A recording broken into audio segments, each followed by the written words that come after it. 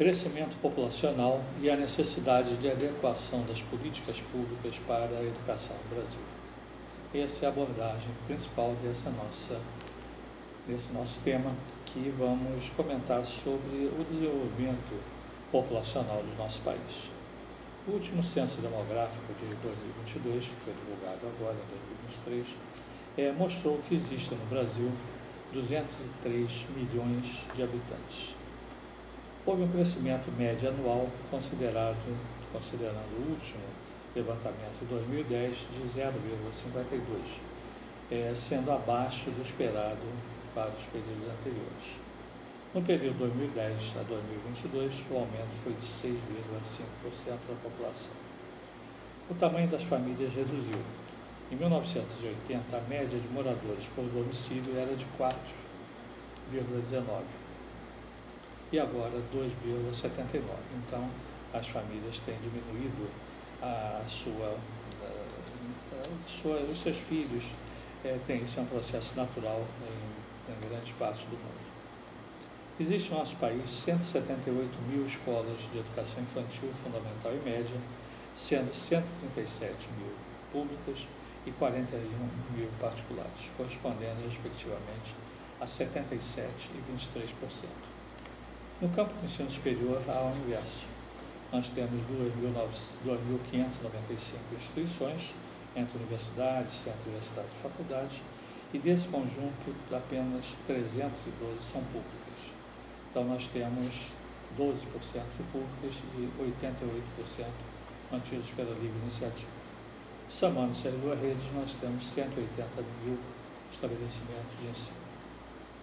As estatísticas mostram que 47,4 milhões de estudantes estão matriculados na educação básica e 8,4 milhões no ensino superior.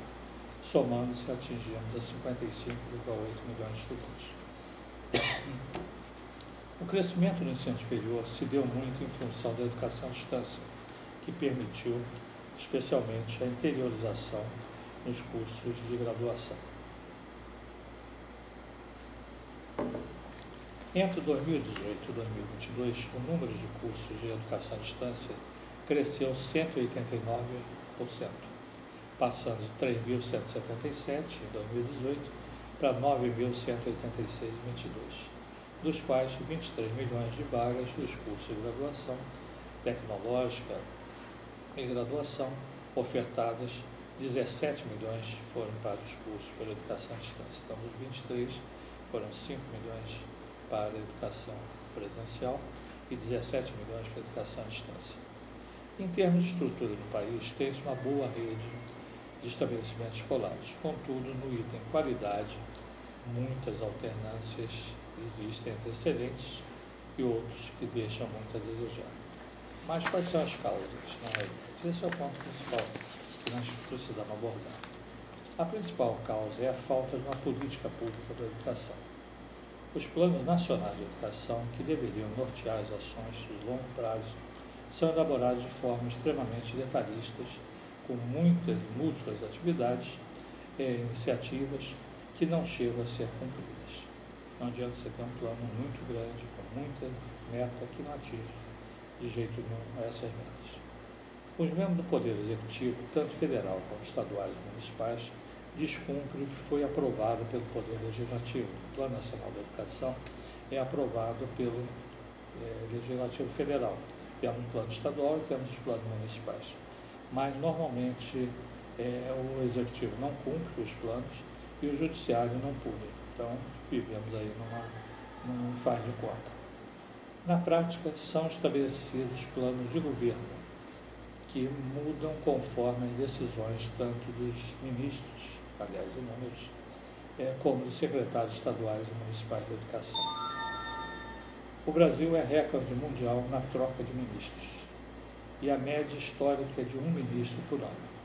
Muitos sequer chegaram a completar um ano e até alguns poucos meses do exercício dos cargos.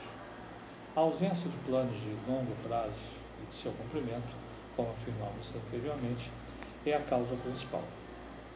Outro fator é a fúria legislativa. onde milhares de leis, decretos, resoluções, deliberações, portarias e outros atos interferem fortemente na vida das instituições de educação. A Constituição Federal, a Lei de Diretrizes Básicas da Educação Nacional, as Constituições dos Estados, do Distrito Federal, as leis orgânicas dos municípios, todas elas asseguram a liberdade das escolas em definir os seus projetos pedagógicos.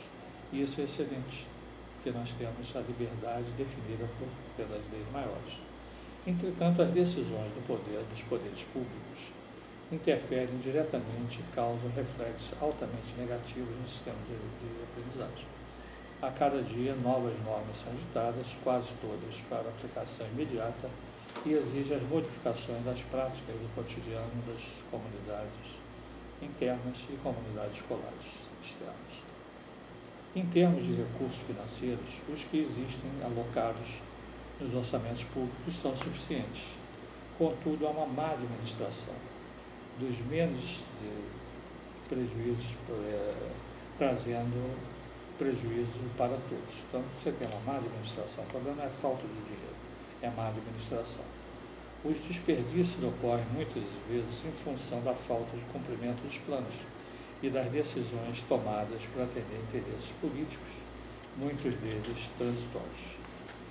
Em termos de suporte tecnológico, o Brasil melhorou significativamente nos últimos anos, e isso é positivo, desde que exista a ampliação das redes de conectividade e atualização permanente. Temos também que investir na formação adequada dos profissionais que atuam na área de educação, tanto no campo da gestão quanto também nas áreas pedagógicas. Por fim, é preciso ser respeitada a liberdade das escolas de definir suas ações. Quanto menos for a interferência, melhores serão os resultados. Essas são observações que se fazem, porque quanto mais o governo interfere, pior são os resultados. Quanto mais liberdade existe, os resultados são sempre melhores. Então, são algumas observações sobre o crescimento populacional e os reflexos na administração, na vida, nas políticas públicas para o campo da educação.